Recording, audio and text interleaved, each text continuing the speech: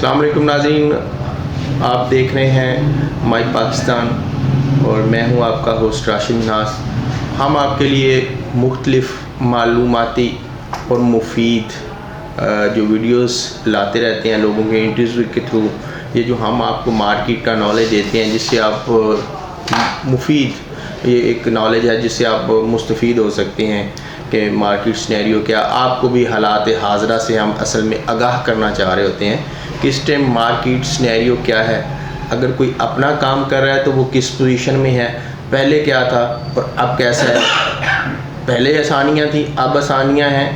अब क्या मुश्किलात है एक डिस्ट्रीब्यूटर के लिए, एक मैन्युफैक्चरिंग के लिए, या एक कंज्यूमर जो एंड कंज्यूमर है या एक रिटेलर्स है, वो किस तरह से मार्केट, जिस तरह से आज के दौर में आपको पता है कि लोग ई कॉमर्स की तरफ जा रहे हैं, एक ट्रेंड चल गया है ई कॉमर्स का, ऑनलाइन चीज़ें बिक रही हैं। तो उनसे भी हम जानना चाहेंगे कि ये जो डिस्ट्रीब्यूटर हैं जो डायरेक्ट जिनके सेल ऑर्डर्स जाते हैं, बुकिंग के लिए जाते हैं और वो आर्डर लेके आते हैं, तो वो उनकी ज़िंदगी में किस तरह से वो असरअंदाज हो रहे हैं जो ई कॉमर्स वाले हैं।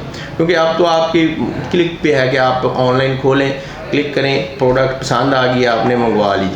तो ये जो डिस्ट्रीब्यूशन नेटवर्क है ये मतलब जो ऑनलाइन नहीं है, जो ई कॉमर्स की तरफ नहीं ले गए और अपना एक कितने कम से कम को 50, 60, 70, 100 के करीब ये ब्रांड्स को देख रहे हैं लाहौर की मार्केट में।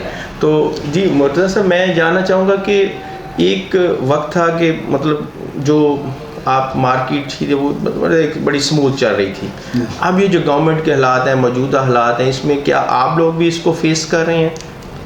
जी डेफिनेटली, जो आपने हालात देखे होंगे सारी दुनिया फेस कर रही है स्पेशली, और ख़ास कर कोविड के बाद फिर डॉलर हमारा जैसे ऊपर गया तो इसमें हमें बहुत ज़्यादा मसाइल आए हैं।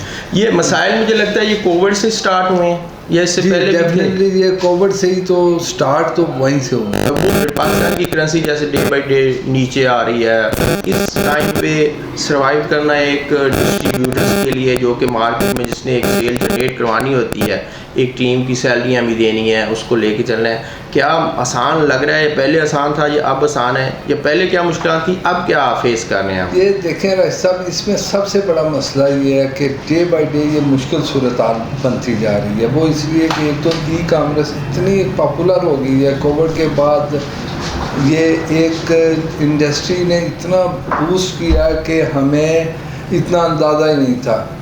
अब wholesale market, retail market, Shah Alam market day by day नीचे जा रही है क्योंकि लोग ई कॉमर्स की तरफ आ रहे हैं, घर बैठे चीज़ें ख़रीदना चाहते हैं और उनको अब अच्छी प्रोडक्ट्स मिल भी रही हैं, क्वालिटी प्रोडक्ट्स घर बैठे।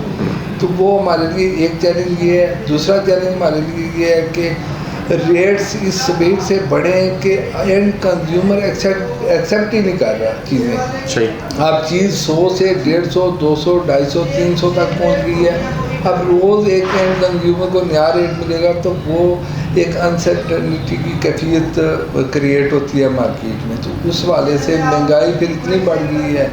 स्पेशली राज साहब, जिस शोबे से हम हैं इन्वॉल्व, जिस शोबे में हम हैं, वो लगभग पैसा नहीं है मार्केट में। तो डाउट है कि मार्केट जो स्विच करती है डे बाई डे कि वो सोचता है कि मैं लॉस में ना चले जाऊँ, इस वजह से इन्वेस्ट नहीं कर रहा। जी डेफिनेटली इन्वेस्टर इस वक्त पैसा होल्ड करके रखा हुआ है, हालात को देख रहा है कि हालात ऊँट किस तरह पर बैठता है और फिर जाके वो करेगा। पाकिस्तान की इंडस्ट्री में गैर यकीनी सूरत हाल है।